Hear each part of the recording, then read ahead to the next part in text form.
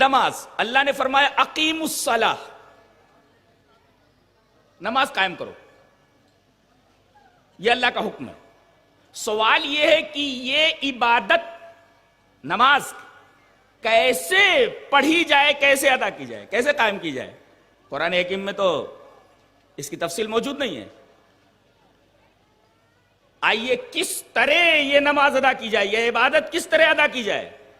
حدیث اس طرح وعن ابی قلابۃ حدثنا ابو سلیمان مالک بن الحویرث قال لنا رسول اللہ صلی اللہ علیہ وسلم صلوا كما رأيتموني اصلي فاذا حضرت الصلاة فليؤذن لكم احدكم وليؤمكم اکبركم رواہ البیہقی فی السنن الکبریٰ۔ حضرت امام بیہقی رحمہ اللہ اپنی حدیث کی کتاب سنن کبریٰ کے اندر یہ روایت لائے ہیں، راوی حضرت مالک بن حویرث ہیں۔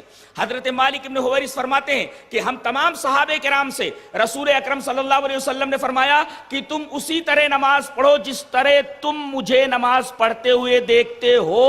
دیکھیے نماز ایک عبادت ہے، یہ اس وقت تک قبول نہیں ہو جب تک کہ نبی کریم صلی اللہ علیہ وسلم کی بتائی ہوئی کیفیت کے مطابق نہ ادا کی جائے۔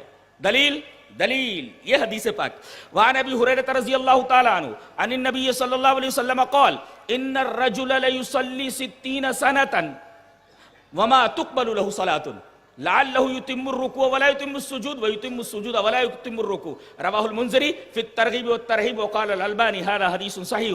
یہ حدیث صحیح ہے اور راوی حضرت ابو ہریرہ رضی اللہ تعالیٰ عنہ اور امام منذری رحمہ اللہ اپنی حدیث کتاب ترغیب اور ترہیب کے اندر یہ روایت اسی طرح لائے ہیں۔ حضرت ابو ہریرہ فرماتے ہیں کہ نبی اکرم صلی اللہ علیہ وسلم نے ارشاد فرمایا کہ ایک آدمی اللہ کے حضور پیش ہوگا، اللہ پوچھے گا، اسے معلوم ہے کہ تم نے نماز کتنے سال پڑھی؟ وہ کہے گا 60 سال۔ ان الرجل لیصلی 60 سنة 60 من 60 سنہ من ایئرس 60 سال میں نے نماز ادا کی ہے۔ اللہ فرمائے گا وما تقبل له صلاۃ، تیری ایک بھی نماز نہیں ہوئی۔ سوال یہ ہے کہ یہ آدمی تو 60 سال نماز پڑھ کر کے گیا ہے اور اللہ یہ فرما رہا ہے کہ اس کی ایک بھی نماز نہیں ہوئی۔ کیوں؟ اس لیے کہ اس نے اس طریقے سے نماز نہیں ادا کی جس طریقے سے نبی نے نماز پڑھنے کا طریقہ بتایا تھا۔ پتہ یہ چلا کہ صرف نماز پڑھ لینا کافی نہیں ہے، بلکہ ضروری ہے کہ وہ آدمی نبی کریم صلی اللہ علیہ وسلم کے طریقے پر نماز پڑھے۔ دوسری روایت حدیث اس طرح وعن حذیفہ رضی اللہ تعالی عنہ انہ رأى رجلا لا يتم رکوعه ولا سجوده فلما قضى صلاته قال له حذیفہ ما صلیت واحسبه قال لو مت على غیر سنت محمد صلی اللہ علیہ وسلم رواہ البخاری فی کتاب الاذان۔ حضرت امام بخاری رحمہ اللہ بخاری شریف کتاب الاذان کے اندر یہ روایت اسی طرح لائے ہیں۔ حضرت حذیفہ فرماتے ہیں کہ ایک آدمی نماز پڑھ رہا تھا اور وہ نبی کے طریقے کے مطابق رکوع نہیں کر رہا تھا، وہ نبی کے طریقے کے مطابق سجدے نہیں کر رہا تھا، نہ تو اتمام رکوع تھا نہ اتمام سجدہ تھا۔ جب وہ نماز پڑھ چکا تو حضرت حذیفہ نے اسے بلایا، کہا کہ کیا کر رہے تھے؟ بولا نماز پڑھ رہا تھا۔ آپ نے فرمایا ما صلیت، تم نے نماز نہیں پڑھی، جبکہ یہ نماز پڑھ چکا ہے۔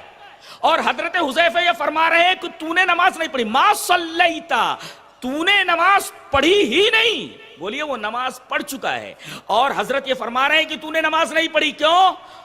اس لیے کہ وہ نماز نبی کے طریقے پر نہیں تھی، رکوع برابر نہیں تھا، سجدہ برابر نہیں تھا۔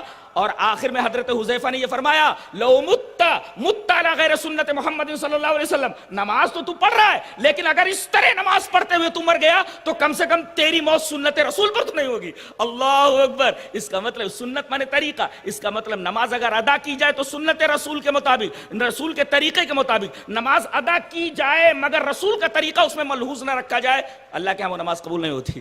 کتنے لوگ ہیں کن کی نماز حنفی ہے، کس کی نماز شافعی ہے، کس کی نماز حنبلی ہے، کسی کی نماز مالکی ہے، لیکن کوئی اللہ کا بندہ یہ نہیں کہتا کہ رسول نے جس طریقے سے ہمیں نماز پڑھنے کے لیے کہا ہے لاؤ نماز محمدی کی تلاش کریں۔